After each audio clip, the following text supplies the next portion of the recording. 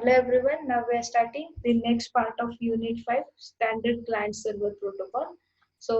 Next point is email, that is electronic mail. One of the most popular network service is electronic mail. Simple Mail Transfer Protocol SMTP is the standard mechanism for electronic mail in the internet. The first email system simply consists by file transfer protocol, but some limitations of this system were it is difficult to send a message to a group of the people. Message did not have any internal structure, so its computer processing was difficult. The sender never used to know if the message arrived or not. It was not easy to hand over one's email to someone else for a purpose of managing them when one is out of town or the country for some time. The user interface with transmission system is poorly integrated. It was not possible to create a send message containing text, drawing, face smileys, and voice together. So more elaborated email system were proposed. ARPANET email proposals were published as a RFC 821 transmission protocol and RFC 822 message format. These are used in the internet. Email architecture and services. An email system consists of two subsystems. First is user agent and second is message transfer agent. User agents, they are enable user to read and send the emails, and message transfer agents, they move the message from sender to the receiver. The basic functions of email system have the five basic system. First is composition, transfer, reporting, displaying, and disposition. First is composition. The process of creating message and the to answer them is known as the composition. The system can also provide the assistant with the address and the number of header fields attached to each message. Second is transfer. It is the process of moving message from sender to the recipient. This includes establishment of connection from sender to destination or some intermediate machine transferring the message and breaking the connection. Third is reporting. The reporting system is designed to tell the sender about whether the message was delivered or rejected or the lost. Fourth is displaying. It is the process of displaying the incoming message so that it can be read only by the user. For this purpose, simple conversation and formatting are required to be done. And for last fifth is disposition. This is the concept with what the recipient does with the received message. Disposition is the final step in the email system. Some possibilities are throw the after reading, second is throw before reading, third is saving message, fourth is forwarding message, and fifth is process message in some other ways.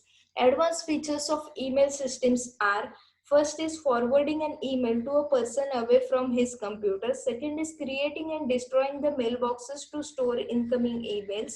Third is inspecting content, the mailbox, insert and delete message from the mailboxes. Fourth is sending a message to a large group of people using idea of mail list. Fifth is to provide the facility of registered email. Sixth is automatic notification of undelivered emails. Seven is carbon copies. Eighth is high priority emails, setting the priority of the emails. Ninth is secret encrypted emails, and last is alternative recipients. This allows the automatic forwarding of an email to the alternate recipients if the main recipient is not available. Email envelope. In the modern email system, there is a distinction made between the email and its content. And email envelope contains the message, destination address, priority, security level, etc. The message transport agents such as SMTP use the envelope for routing. The actual message inside the envelope is made of two parts. First is header and second is body. Header carries out the control information while body contains the message content. Next is message format of email. RFC 30, RFC 822. All the email message consists of an envelope, a few header fields, a blank line, and then the message body. Then the header field logically consists of the single line of ASCII text text which consists of the field name, a colon, and a field. Normally, the user agent builds the message and passes it to the message transfer agent, which uses some header field for construction of an envelope. The table shows principal header fields related to the message transport. Let us discuss them one by one. First is the to field. This field gives the DNS address of primary recipient and it is allowed to have a multiple recipients. Second is the CC field. This field gives the address of any secondary recipients. CC stands for carbon copy. Whatever the message and attachments are sent to the primary recipients, the same are not sent to the secondary recipients as well. Third is the BCC field. The long form of the BCC is blind carbon copy. This field is like CC field, except this is the deleted from all of the copies sent to the primary and the secondary recipients. So, thus, the sender can send the copies to the third parties without primary and secondary recipients knowing about it. Next field is from and the sender field. This field states about who wrote the message and who actually sent the message respectively, because the person who creates the message and the person who sends it can be different. The from field is necessary, but the sender field can be omitted if it is same as the from field. These fields are required when message cannot be delivered and it is to be returned to the sender. Next is received field. The line containing received is added by each message transfer agent along the way. This line carries the agent identity, date and time at which the message was received. It also containing some other information that can be used to find the bugs into the routing system. And last is the return path field. This field is added by the final message transfer agent and it is intended to tell how to get back to the sender. This information can be obtained from all the received headers. Next is MIME, that is Multipurpose Internet Mail Exchange.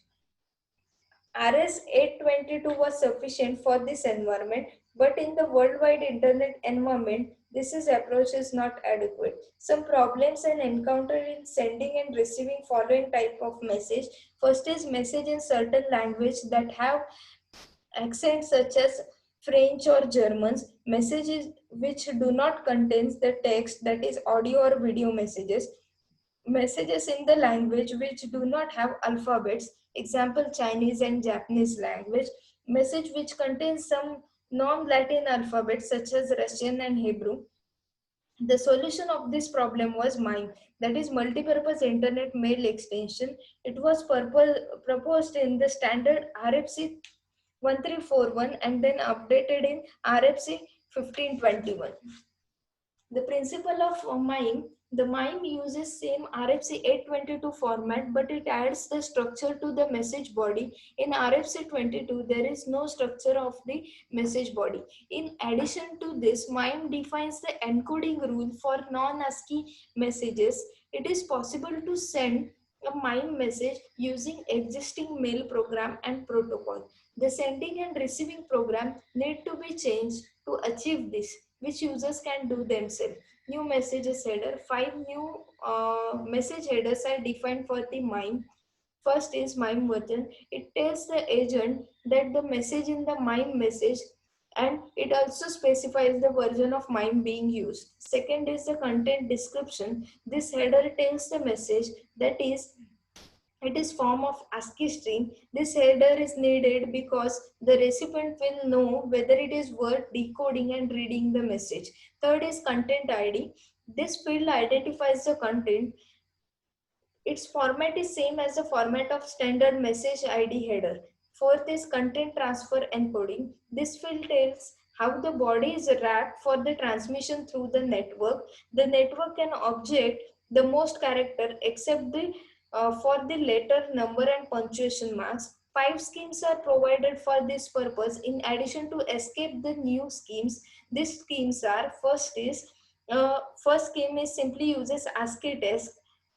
Each ASCII character uses 7-bit and can be carried directly if the line containing at most 1000 characters. The second scheme is similar to the first scheme, except the one change. Instead of 7-bit character, now 8-bit characters are used. The maximum length of remain is unchanged. Third, third is the message using binary encoding. The problem with these messages are they do not always use all 8 bits and do not stick to the 1000 line per character limit. There is no guarantee that this message arrives error free. Fourth scheme is the encoded binary message using base 64 encoding, which is also called as a ASCII armor. And last, fifth scheme is the message with the special type of encoding called as a coded printable encoding. Fifth is, next is content type. This is the last header and it is used to specify the types of message body. RFC 1521 defines 7 types with each one having one or more subtypes. The type and subtypes are separated by the slash. So for example, for type text, there are two subtypes. First is plain text, that is text in unformatted way, and second type is rich text, is text including a simple formatting command. And another example is image. Images can be of two types, subtypes. First is GIF, still pictures in GIF format, and second is JPEG, still pictures in JPEG formats. Next is message transfer agent, SMTP. The actual mail transfer is carried out through the message transfer agent. A system should have the client MTA in order to send a mail, and it should have a server MTA in order to receive one. SMTP is the protocol which defines MTA client and server internet.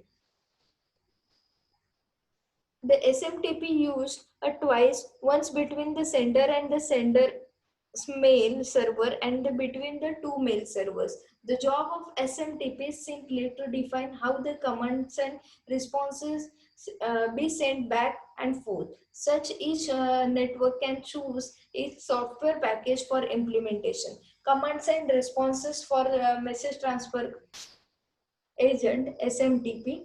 As shown in the figure, SMTP transfer of message between the MTA client and MTA server takes place using the command and response principle.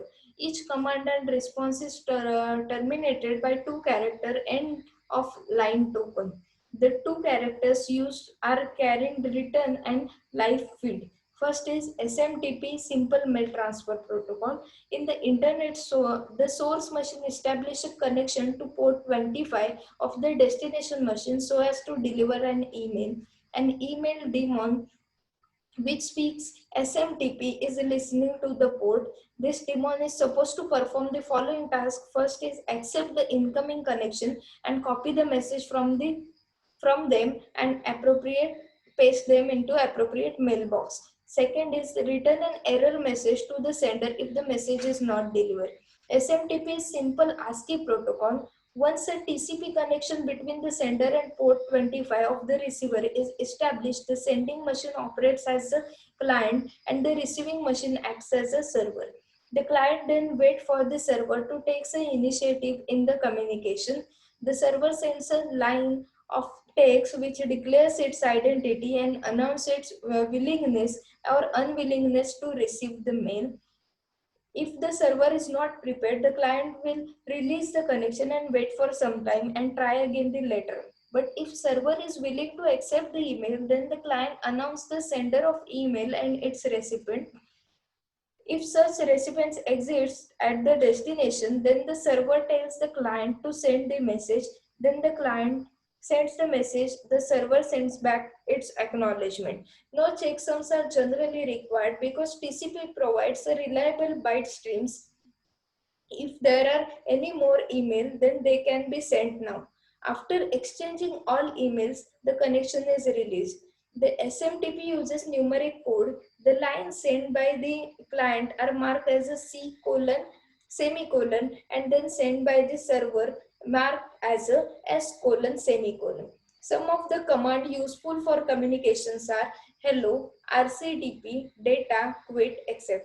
The RCTP represents recipient. If only one command is used, then the message is being sent to only one recipient. If the command is used many times, then it indicates that message is sent to more than one recipient.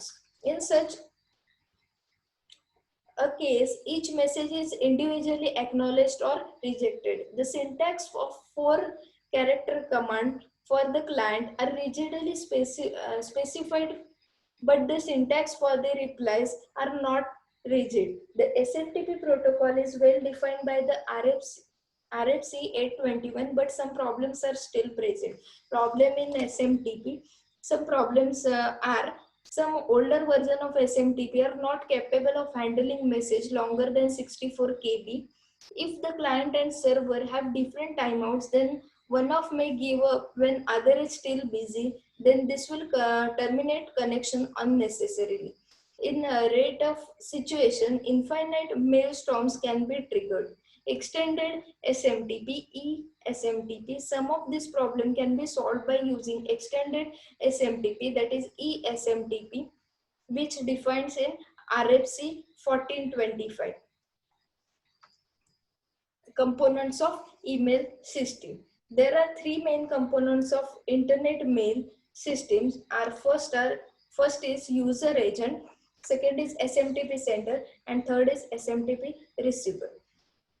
The mail is created by the user agent program in response to the user input.